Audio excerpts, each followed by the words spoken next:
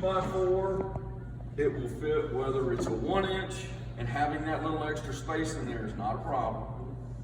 But it'll fit this, this, or this. Even if you've got an open space back here, you don't have to backfill, but you do need to make sure this is tight. So these are the 2 treads that you're going to get.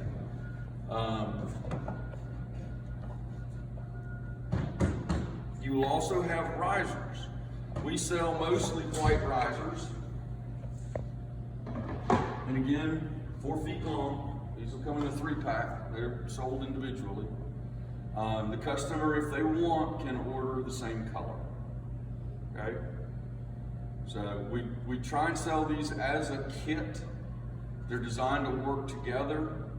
So I encourage you, when we'll get into a couple of concerns if you don't use this.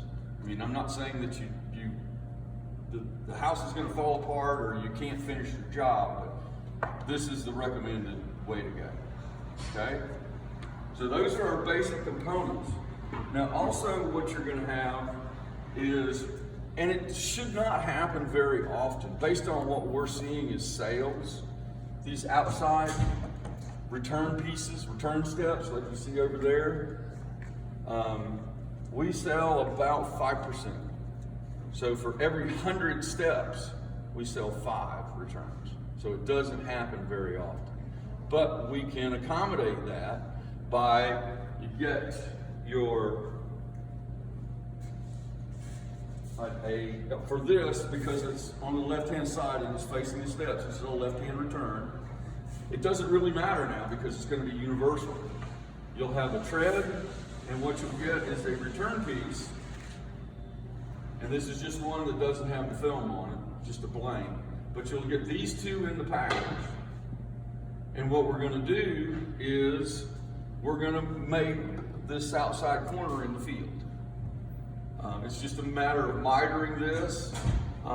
You'll have a little bit more time involved in trying to cut this, but it certainly can be done. Here's one that I did at home, and I think it looks pretty good. You can tell, I mean, it's pretty clean. It's been dinged up from being dropped, but that's just cutting in my garage. And you know, like I say, it takes a little more time, but we should not have to have that. That's not going to happen very often. So, and we're basically taking this and making this, and that's just that side piece. Okay. Everything is oversized. You can tell I get 18 inches here. The steps are only going to be 10, so I've got a bunch of material to work with. As far as that corner goes, the steps are going to come 4 feet, basically 47 inches wide, but what we're going to cut it down to is usually going to be about 36. Is that what you guys are seeing? 36, 42 inches. Right. So I got at least 5 inches, sometimes 10 inches to work with making that corner. I can make adjustments if I need to. If I need to cut it again, I can cut it again. And it's like anything else. You guys have gotten a lot faster doing this day in and day out, right? Were you as fast when you first started doing your installation as you are now? Because you've learned what to expect, you've learned your tips and tricks and the fastest way to do things or your favorite way to do things, and you speed up, and it's the same thing with that. Like I say, again, you should not see that very often. Any questions on the pieces and parts? I do. Okay, I understand you saying that the Type 2 Kappa thread is supposed, it's a universal measurement. Yes, sir. Universal size, and it goes either on the round nose structure or square nose. Now, according to my short experience as installer, I've seen cases where a Type 2 Kappa thread is installed in a round nose structure. Mm-hmm. And it happens a lot that when the customer uses the stairs, they step on the front, right in front, it cracks in front. Somehow it leaves like an empty gap inside, because of the square structure, mm-hmm. and it just cracks right there. I've seen that, a lot of times, and that's why most of the times We just go to the office and we just ask to, to exchange the material and try to get the right stuff. Because that's what I've seen. Okay, and again, just guessing on what's happening, and that's why I mentioned. Well, let's see, I've got one cup. Taking this, Does anybody have right in front of you? putting it in here, Okay. you have Right in front? a very, very small, Right in front here for your building? Yeah, very small like gap empty here. space right here. Yeah, But it's like most of it is going to be Yeah, just look against underneath. the building. it's gonna be under. So it's going to be underneath. But you get what I'm saying, right? Right on top, where the empty gap is, it cracks. That's what I've seen. You know? Okay, So- let me show you what's going on here with this. Okay. This is two pieces. I know, yeah. They're just So you got a patented joint that's here. Well, all you're going to see is that little gap right there. I understand. What it sounds like is it's either getting kicked, or I've seen it where guys are trying to cut it net and they're cutting it so tight they can't get it in. That it And we breaks. actually take a rubber mallet Okay. and hammer, and it's going to break. That's the weak point. Yeah. But you should have support. My suggestion is, and it happens enough that we've addressed it in the manual, in the installation guide, so it's there for you. You've got support to use this on this type of trailer. But making sure that you're all the way in as tight as you can get right up here at the front. And it shouldn't have any It problem. shouldn't have any problem. The other thing I try, and again, to make it sturdier, is making sure this part right here touches my riser. So that generally you don't get force applied this way, it's gonna be this way. So you should have plenty of support. My guess is that it's been damaged because somebody's applied force this way. If you've ever been in the stores, our wonderful customers, it doesn't matter that it's glued, screwed, nailed, and everything else up to the display. They want to rip this thing off. So they come up and grab it right here and pull. And I can, it's a little work, but I can break this, just pull it. So again, we want to make sure that we're good and solid. It's designed to take the force this way. I mean, we've got 20-year warranty on it. Okay. So, but to your point, that specific scenario is addressed in writing, so you've got support All right. to do that. Okay.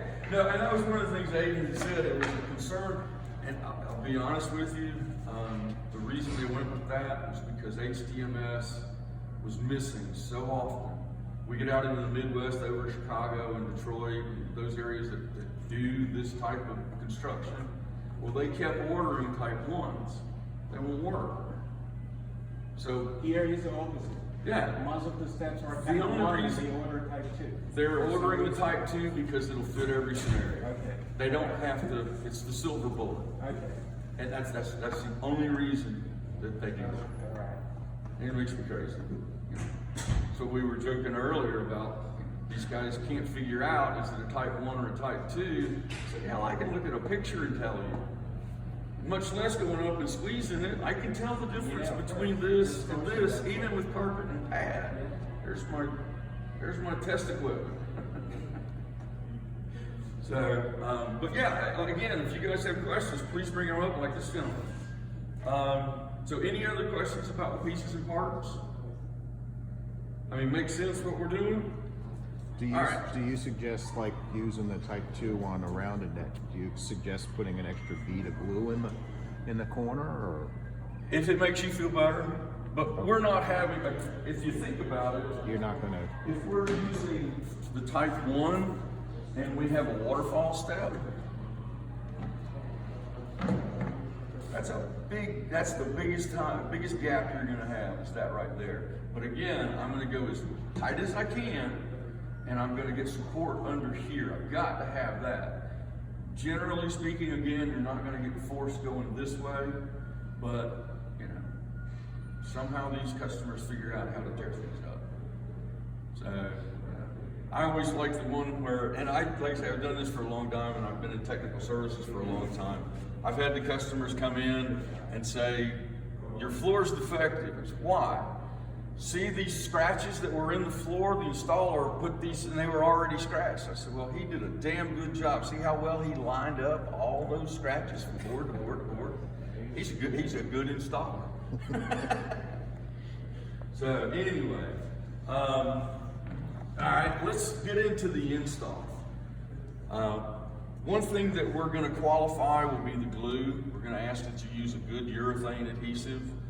Whoever you decide that you like, Type Bond, PL Series, Bostic, Sika, liquid nails, everybody knows liquid nails. I would stay away from the cheaper versions because they'll generally dry hard and crystallize. You have to be real careful with that. But just get a good medium of the road with a urethane adhesive. And actually the urethane guy, or the adhesive guys, are the ones that are also going to support that. Use this particular adhesive with this particular project. So, but once we've got everything ready to go, obviously you're going to take the carpet and the pad and the tack. I probably spend more time pulling staples because of the upholstery than I do anything else. But once you get everything cleaned up, the beauty of this is that hollow section allows you to just immediately start installing the treads without having to modify the steps. The only thing you might have to modify is if you run into something like this, is it's going to have a return piece here.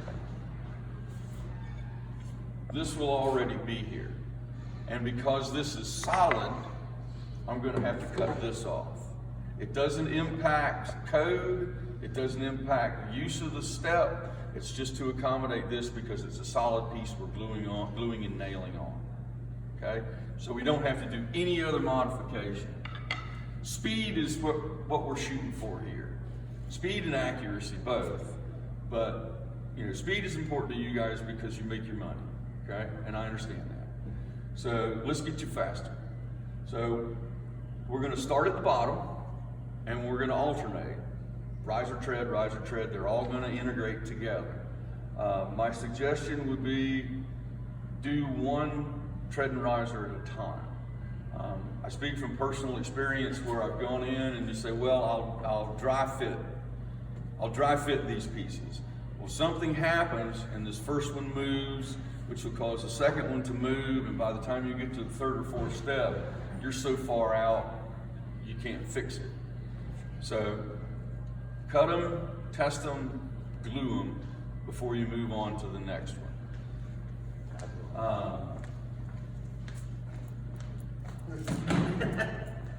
So what we're going to do is we're going to take our riser, which should be oversized. Again, 8 and 9, we're talking about this. You get two magic numbers here, 7, 10.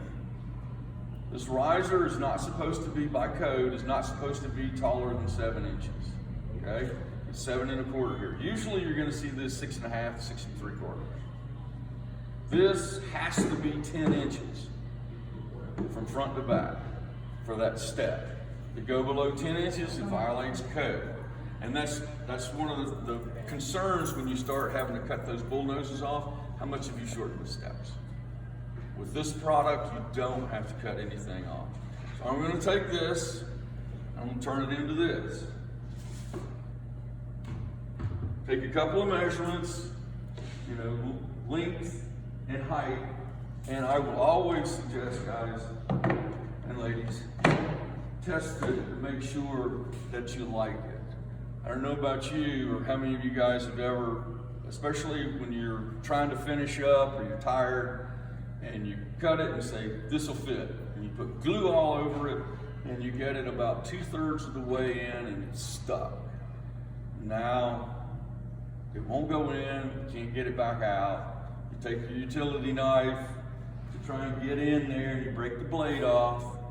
Then you cut yourself on the broken blade, and you're bleeding all over the steps.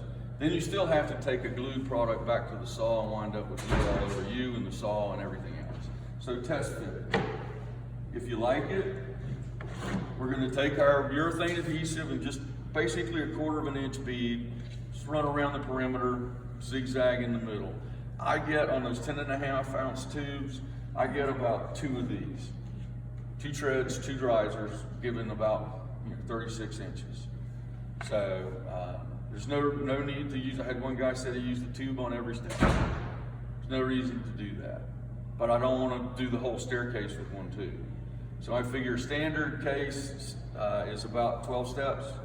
12 steps in the stair nose, 13 risers, 6 to 7 tubes should do you. Half a case. So once we get this in, put it in and just give it some firm pressure to get the glue to seat. Maybe wiggle a little if you've got any room. You want a net fit. There's no molding, no quarter round that's supposed to go on this, okay? We don't want to see any of that. Okay? I saw one last week. It was here, it was here, it was here. The guy had more quarter round than he did steps. So, and it's added work. So cut it net. We're gonna come back and just like painting or doing anything that's detail work, we're gonna caulk it. I mean, I can't get caulk into the joints sometimes because they're so tight, but just that little bit to cover it, especially if the walls are white and you've got white risers, man, it's just quick, it's easy, it's done. So we're gonna get here. One of the things I didn't ask, how many of you guys do steps now or have done steps? Okay, a few of you guys.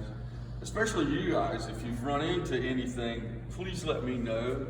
This is what we found to be best practices, but if you've got a suggestion, there's always more than one way to do this stuff.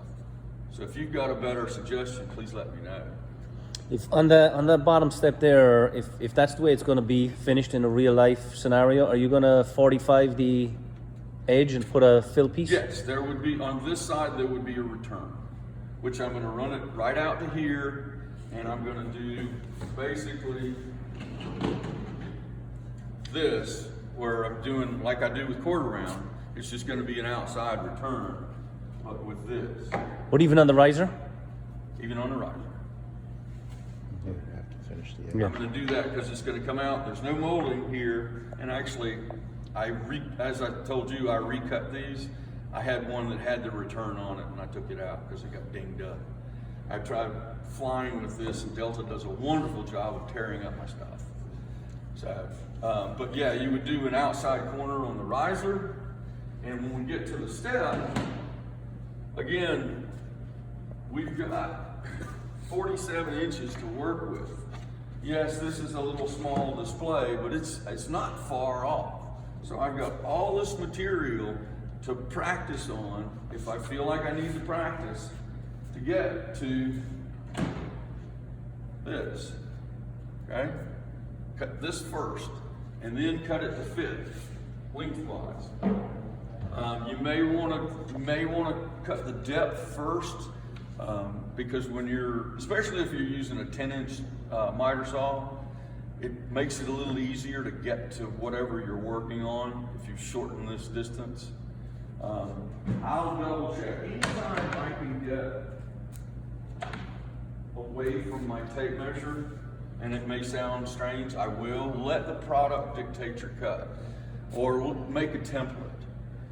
If you've got a tri-square, it's easy enough. I can go in and do that. I can check to see if it's square, and actually this side is about 2 millimeters deeper than this side, so I'll cut to the short side. But this, I don't have to worry how deep is it, 10 1/8, 10 3/8, 10 3/16, whatever. I take, as long as I transfer it the same way I measured it, there it is. Especially, how many of you guys work in teams? Work with somebody else, so you've got, a lot of times you'll have somebody on the step doing the measurement, somebody else doing the cut. So with this, all you gotta do is hand this off to your partner, and you don't have to worry about making a mistake of misreading somebody's writing. So again, if I can get away from the tape measure, I do. But this, just a real quick double check. You can see how long it takes. And I'm done. So go in, cut your piece. I'm gonna You know, I'll measure probably 3 different points there for depth. I'm gonna test fit it, see how it fits. It's nice and tight under here. I do have a little bit of space back here, so I know it's tight. I will take my return piece, which will be the same color as the floor or as the tread. I'll take that and I'm going to cut it down to this. I'll miter the front, do a return in the back, and I'm going to test it to make sure it fits like I want it. If it does, and you know how far you've got to come back because you've cut this piece off, so you'll have paint or something that's going to indicate how far to go back. Usually it's going to go back to that next riser. So this goes in. We're going to use the same glue, okay? I'm going to glue this. I'm going to take my tread, again, around the perimeter, 1/4 inch bead, zigzag in the middle, set this in place. I'm happy, warm and fuzzy. Take this, I'm going to put this in place. Well, what I want to do, I want to make sure that it stays where I put it until the glue dries. So the easiest thing to do is just fire a couple of stay nails in here, 3 or 4 stay nails. You and I both know a hammer is a demolition tool. I don't drive nails with hammers, I tear things up. Everything I've got, pull trigger, okay? And they shoot wire nails, so they're real small head nails. They're not gonna make a big impact on this. If you've got a little colored putty, fine, you can do that. A lot of times, especially with the dark colors, you can't see it anyway. You just adjust your air or your pressure if you've got an electric gun to fire and countersink just a little bit and you don't see it. So it stays in place. If you're concerned about that, you could tape it in place. You just have to make sure nobody steps on it until it dries. Couple of finish nails at the back of the tread as well, is it? You're jumping ahead. Sorry. And to his point, I mean, what's the first thing you're going to do? You're going to start at the bottom. Well, the next thing I'm going to do is step on my work. Well, again, you should have experience enough to know when you put that glue down to start with, it makes it slippery. So, and again, personal experience, it always happens right before lunch. It's when you're kneeling down, your toes push this little piece out just enough. You go to lunch, you come back, and that's when you see it. You've had just enough time for the glue to tack up, and you're going to fight with getting it back in place.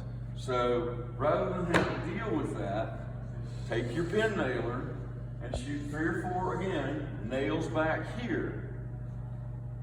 I can do that because I'm going to cover them up. Here's where that riser comes in. I got 5/8 that I can cover, that will cover up any of those mechanical fasteners. We don't want to see any mechanical fasteners anywhere, okay? If you get into a situation where you've got some of these older houses that'll have cupping steps, you know, I've literally seen guys shoot nails through the surface to try and keep it down.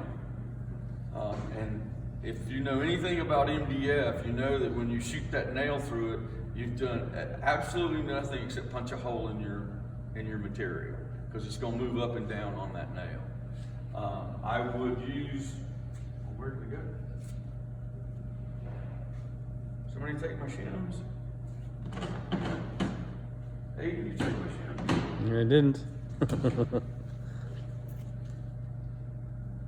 Well,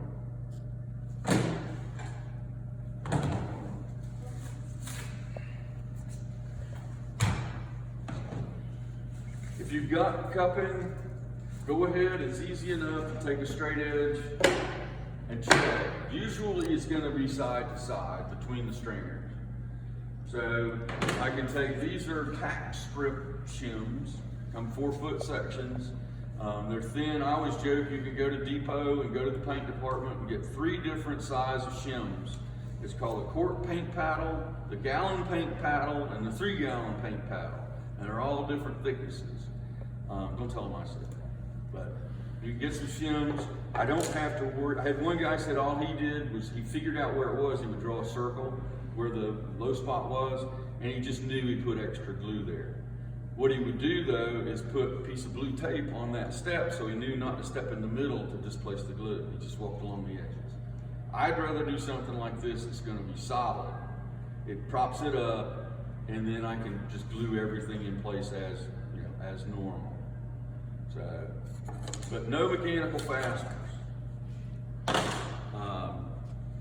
We're going to move up to the next step. Again, we're going to take our 4-foot riser. We're going to cut it down to fit. Test fit it. And if it's where I want it, great. Now I always joke with you guys, once I've test fitted this, how do I get it back out? Because you can't get to it. Just a thought here, guys. If you're old school, you've got the old suction cups, or you do ceramic work, you've got suction cups, you put a suction cup on here and pull it off. The other thing, you can't do this because that's already nailed in place. The other thing you can do is just take some filament tape or a piece of tape and make a little handle. And I mean, this works for anything you're trying to test fit into a tight spot. Just make a little handle. I use filament tape, the like 1-inch strapping tape. It's fiberglass reinforced and as tough as can be. I can pull it back out, pull my little handle off. I put my glue around here. I covered up my nails for this, my stay nails for this. I'm ready to go on. I'm ready to move up. Again, we're trying to get to speed, so I usually suggest if I'm going to measure this tread, I'm probably going to take 5 measurements at least. I'll take 2 length, front and back, and then I'll take 3 along here. Why not make a template? Take one of these. They're over in millwork. It's 20 bucks. It will save you enormous amounts of time. I would not even go to the job without one of these. But all it takes is that. I take it, I loosen up the wing nuts, I get it to fit, I tighten it down. There's my tread. That's it. Even if I've got something weird like this, you've also got a ruler here on either side, so I can measure depth with this. I'm still probably going to double check it with this because it's just so fast, and I make sure the depth. The only thing I suggest is, and I don't know why they didn't do it, I've never seen anything. You notice I put a left and a right. Because you do that, you just spend $50. Done it, been there at my house. I didn't even get back in the house. Once I cut it, I turned around and I won't tell you what I said, but it wasn't good. But I had an extra. So just pay attention to what you're doing there. Again, if you guys are working in teams, you can come in, drop it in, tighten it down, hand it to your buddy. You can go on to start doing something else. So again, we're trying to make time. We're going to cut this down. And I mean, in a perfect world, which, you know, all floors are flat and all rooms are square, right? Sure. Yep. In a perfect world, I mean, this is the easiest thing you're going to get into. And we're going to keep it simple here today. I know you guys can come up with all kinds of scenarios. I had a guy last week that we spent 20 or 30 minutes him going, well, what about this? I said, man, you're pulling stuff out of left field. How often does it happen? And yes, it does happen from time to time. But by and large, what you're going to see is this. And you could literally get by with 2 cuts.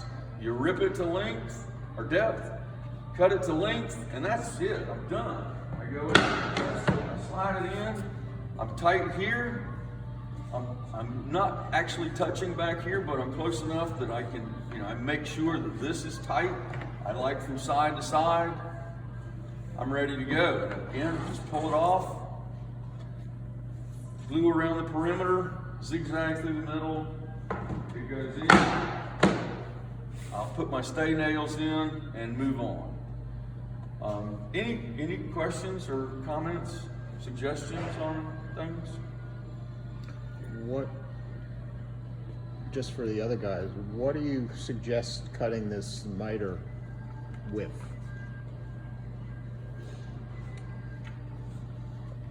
What I do, and I went through, like I said, I have the luck or the whatever, because I've just got a bunch of material I can burn up. So I tried a bunch of different things. Basically, the way I cut this, and again, if I can cut it down to depth, it shortens this so it's easier to work when I work on this miter. The key is to remember you're not cutting like a quarter round where you're just cutting straight through it. This, I've got to cut, I've got to be careful if I'm right side up that I don't cut through this when I'm cutting on my table saw. And the miter saw, when I'm cutting this, I've got to make sure that I don't go too deep to leave a little nick mark here. So it's a matter of cutting this. Let me back up.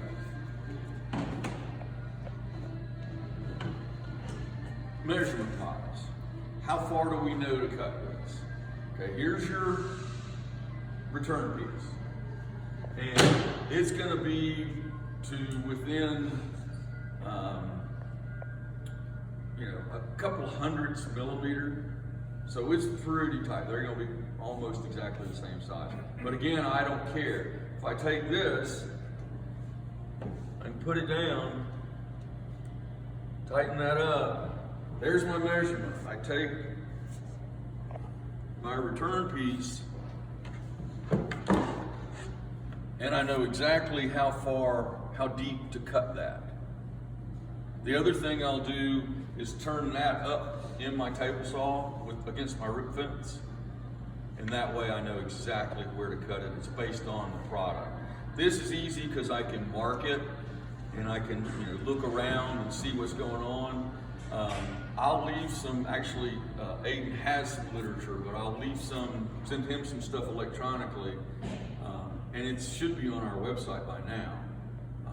But how to do this, is step by step. But basically, the thing is, I'm trying to cut the product that's going to give me the best finish. So for a table saw, you want it decorative side up. You always want the tooth to impact the decorative surface. So the table saw is going this way, so I'm going to put it in this way. Then I have to make sure that round table, that round blade, and trust me, I've cut them more than once. I cut the bottom of this. I just pay attention to where that table saw blade goes to. So it's going to come up short. Flip it over. I'll cut my miter. It too is going to come up just a little bit short. And then I just take a fine tooth, either a little hand saw or a little jigsaw, and zip it. It's a quarter of an inch maybe each way to make that little inside corner there. And that's it. I mean, it's, again, you take a little extra time, but it shouldn't take you a great deal of time to do that. Even with your tools in the field, I know I've got several different table saws, several different miter saws.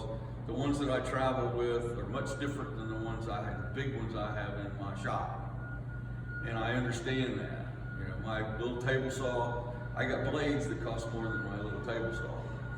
But it gets thrown into the truck, it banged around. As long as, again, I would keep the rip fence, and it's, again, pretty straightforward, but it will take two different saws to do that. At least that's what found easiest for me. Not trying to fight, I don't have to be perfect. I finish it with the little jigsaw, or even just a little fine tooth handsaw, because you're only sawing a quarter of an inch to make that little inside corner. So, but again, we're talking about, and based on our sales over the last 5, 6, 7 years, 5%. They don't happen very often. So, and speaking of that, if you run into these outside corners, you're generally going to have spindles. 2 on each step. Spindles have to come out. Now, whether you guys want to do it or ACS wants to get you to do that, that's up to you. I see us as flooring installers. This needs to be gone. I do the floor. I consider that the floor. That's my transition area. That's their policy, is that we don't, customer takes the spindles out. Yep. Customer puts them back. We don't get involved in it. You guys, everybody else seeing the same thing? Customers responsible for that? Whether they do it or a contractor does it. Heck, I look at it as a sales opportunity. Sell them a set of wrought iron spindles. They're easy enough. You put the adjustments on either side. It's got a cap. Put it in the hole. You unscrew it. It tightens it up. You put the little lock nut like you do on the towel rack. Looks great. Extra safe. So, anything else on that? When we get to the top, and again, this question came up a little bit earlier, the top floor is going to be 3/4 of an inch. Well, we build this stuff based on national code, which we've established 7 inches is your max. Well, if it's a Friday afternoon custom built staircase and the guy's already maxed me out at 7, 7 1/4, whatever, I cut this 3/4 of an inch off, this bullnose. Now I've added that much height, so what happens if I wind up with that? There's several different options here. One is I can take this, if I've got an extra tread, it'll cover pretty deep. And I take this, install this, I'm going to cut it about the same width as the floor so it looks consistent. But I have to have some place to break them on either side. So I got to have 2 walls or a baluster or something where I can terminate, and you just move that transition piece back away from the front. And that's personal preference. I don't particularly like that because I just feel like I got too much stuff going on. I just as soon have one stair nose. Have you guys ever run into a situation where the customer doesn't like the stair nose going with it? Every day. Okay. Because again, you've got something that's maybe an inch thick as opposed to, and it just, And maybe even despite the fact it's your exactly the overhang same too. color, Your overhang too is so much different. So Yeah. they always, well, put the Capitred on the top. Okay, you don't like the fact that I have an overlap stair nose in the first place. If I put a Capitred, how do I finish my Capitred to everything else? And it's like, all I'm doing is taking the problem at the front of the step and moving it in 10 inches or something. So what did I actually accomplish? Okay, I've got a uniform look, yep. but at the top of the step, I've still got to finish the Capitred with, whether going to a laminate or something else, I've still got to surround it with a T-molding or something. So I took the trip hazard that you're complaining about at the top of the step and moving it in 6, 8 inches, 10 inches, whatever, and I've got to make sure I'm covered all the way around. So, And that's why I say I wouldn't do it unless I have a break point right. to eliminate having to picture frame that thing all the way around. And I mean, you know, I've been in sales for most of my life. That's part of my install background. But if I told you this is actually a safety feature, so if you slip, this little lip here is going to catch you and stop you from going down the steps. I fell down the steps at home, oak treads, never fell from the middle, I always fell from the top, wearing socks, but turn the corner, slip, boom, I'm gone. If I'd have had this little lip, it would have stopped me. Sounds good. Right. But no, and does everybody run into that where the customer complains about the overlap? Hmm. Now on the regular steps, you know, we can get away from that because I've got a flush stair nose, 4.5 inches wide. It fits in. So you could actually do all the steps. Problem is, when we get to that top step, especially doing a new floor, I've got a floating floor system. Well, my flooring manufacturer mandates that I have to have expansion around 360 degrees. This does not allow that because this is glued in, and I necessarily have to glue in at least the first row of the planks. So I just voided the warranty. So, and I mean, still some of the customers are still gonna say, well, I don't care. So, well, you've got no warranty. If anything happens, you've got no warranty. What is this piece that you just pulled out? It's a flush stair nose. Has anybody ever You see, that's a bevel on the bottom, on the front, on the end? I don't think we've ever. No, I never seen that. Ordered one, or We just went from 3.5 to 4.5. I need to make sure that Depot's actually running with that. I don't need to be. I've never. I've run into that so many times over the years where I come out and start doing these presentations and the guys say, I've never seen that. Let me but double wouldn't check. that only be able to get used on a glue down install? Yep. Can't use it at the top. Okay, only glue down. Yep. So you just meet your floor right up to it. Yeah, it just runs right up. You go to the tongue side because the tongue side only sticks out a small amount, and you can see I've got that little lip right there. That will go over the tongue. On the groove side, it sticks out a long way on the bottom, so you would necessarily have to cut that off. Even if you ran perpendicular, I'm still going to just butt it to it. Yeah, yeah. So I can see it can only be used with a glue down because Yep. there's no expansion. It goes. It's just flush, yeah. Yeah, see, you got this. Right, right. But the good thing then is it's only for a glue down, so you got no expansion. See, come here.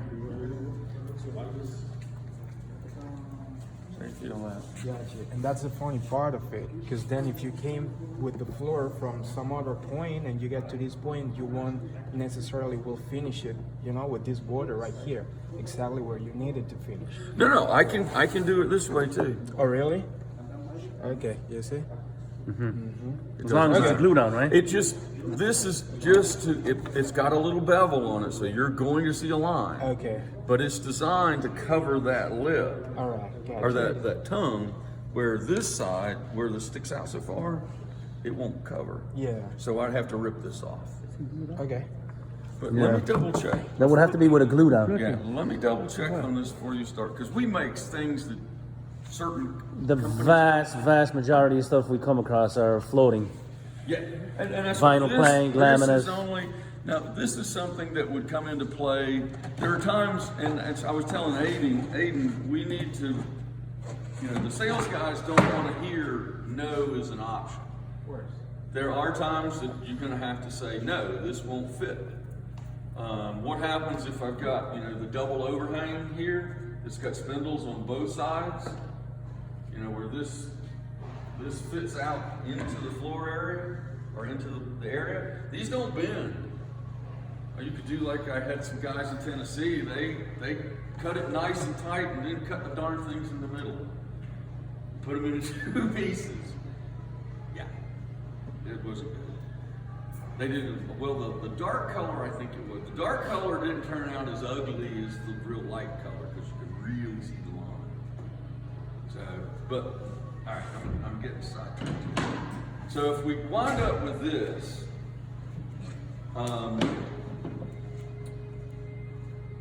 and I even whole, I don't have enough material to cover all the way up. And you've seen that this it'll rock. So what I want to do is, I mean, the only thing I can suggest is if it's white, you can hit one of the local stores and go to the shelving department, go over to the Rubbermaid section and buy a 10-inch shelf for about $8, $9. It's 10 inches deep, 4 feet long, and you can cut it down. It's almost the same thickness, and bring that all the way up to the top. If it's the same color, it's easy enough. You can tell your customer, you know, I'm going to use flooring but you should have enough to do, you know, to do that top riser.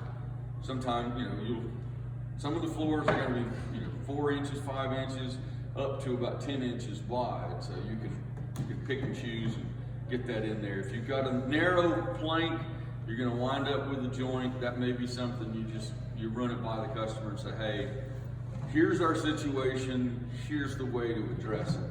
I put your flooring, it's gonna coordinate with everything else. We can cover that section up. The other thing is, and admittedly, it's an expensive option, is if you've got an extra tread, I just cut that bull nose off. Just cut the bull nose off, and I've got almost 11 inches. Sorry guys to interrupt you. There's another car blocking the dock in Blue Bend. It has to move up because we have a truck coming in. No, it's not in there. So you cut that nose off, and now I've got plenty of space to cover this up. It's exactly the same as everything else, okay? I mentioned to you earlier, we try and use these as a kit. So another scenario that will happen is where I've got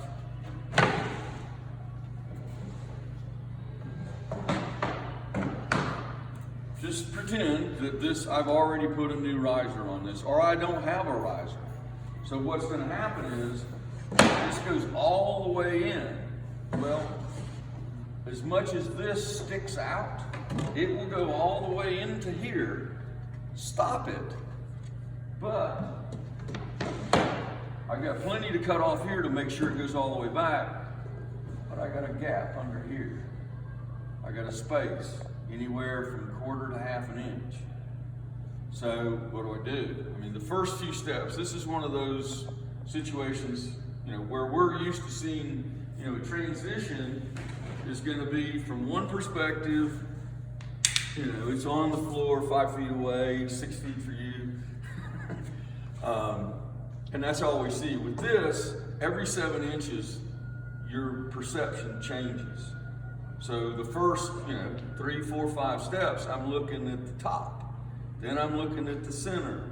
Then I'm looking up. So once I get up to the top, if I run into this, there's a potential to see that gap in that raw material.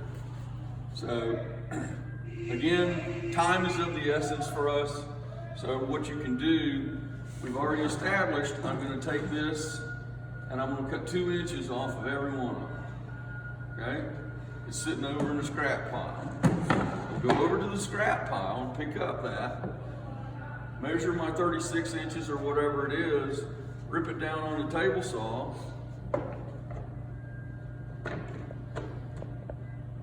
there you go. Glue it in place. You can get some little hand clamps, you know, 1 or 2, until the glue tacks up and you're covering it up. Yeah, there's a line, but it beats the heck out of a hole with raw wood. So, and it's obviously it's gonna be the same color. You can kind of pick and choose and orient it the way that it looks best, but you can cover that up. You guys ever run into that?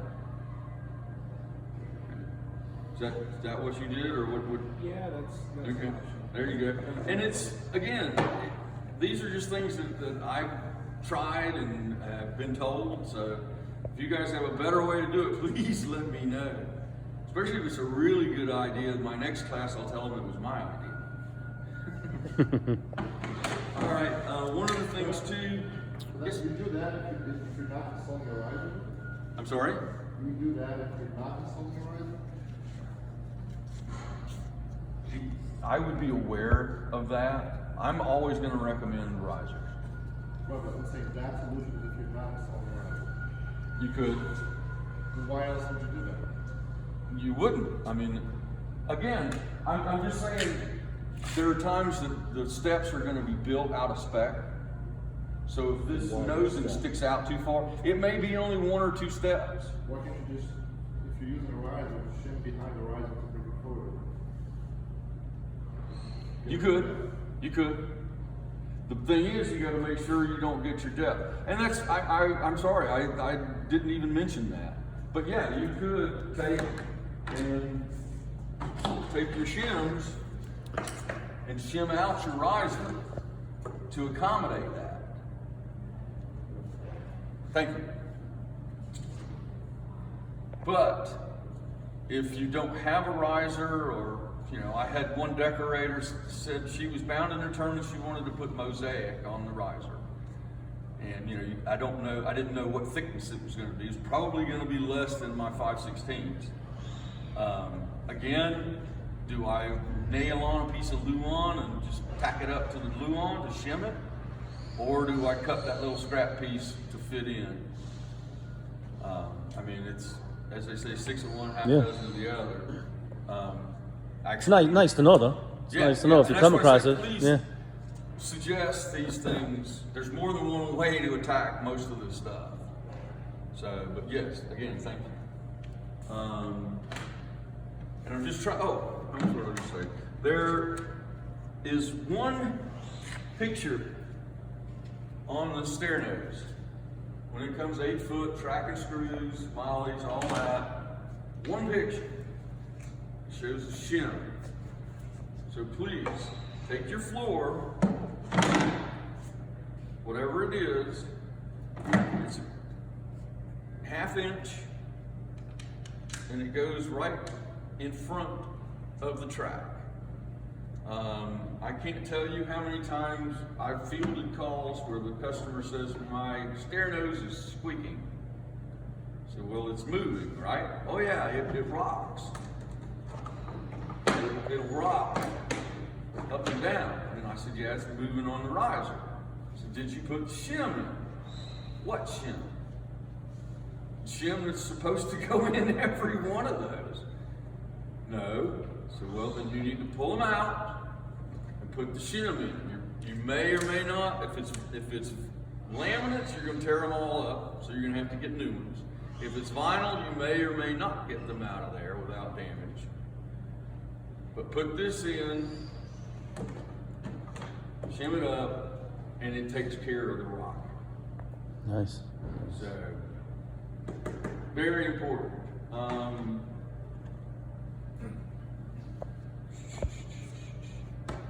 Do you guys have any other questions?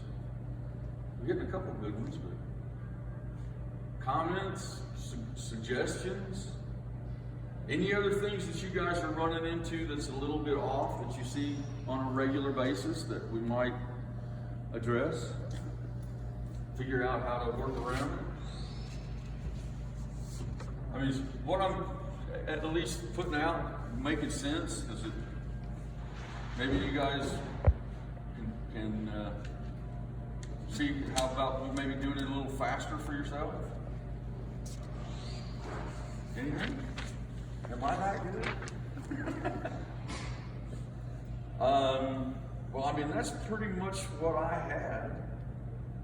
Again, just trying to go over the basics. Obviously, this is a real simple situation that I have here, and you're going to get into some complicated things in the field. But, generally, I can do a step and a riser in about 20 minutes, 15, 20 minutes.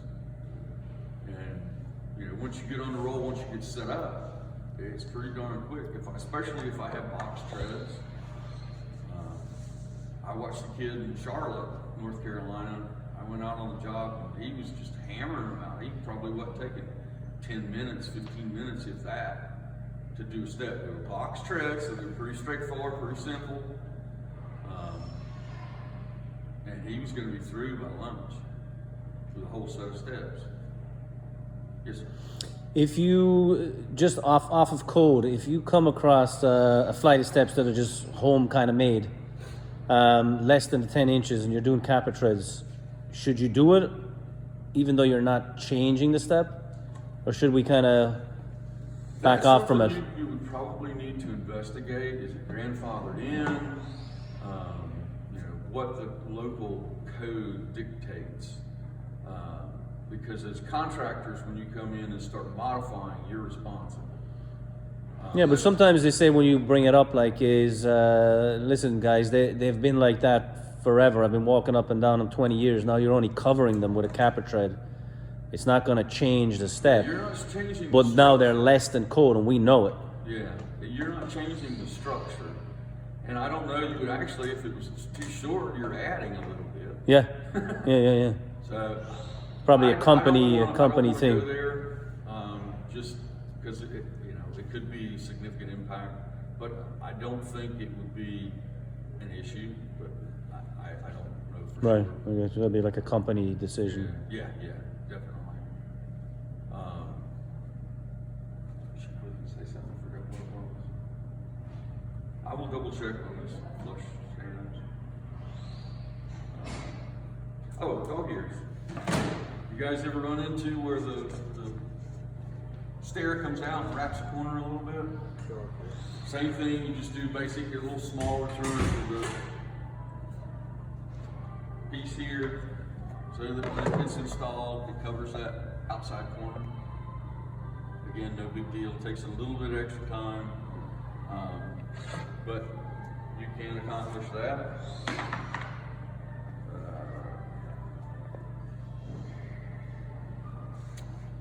Anything else? Well, I appreciate your time. Hope that helped. Good. I'll leave Very good. I'll leave some resources with Aiden, so he can distribute as needed. So, well, thank you for your time. Thank you. Very good.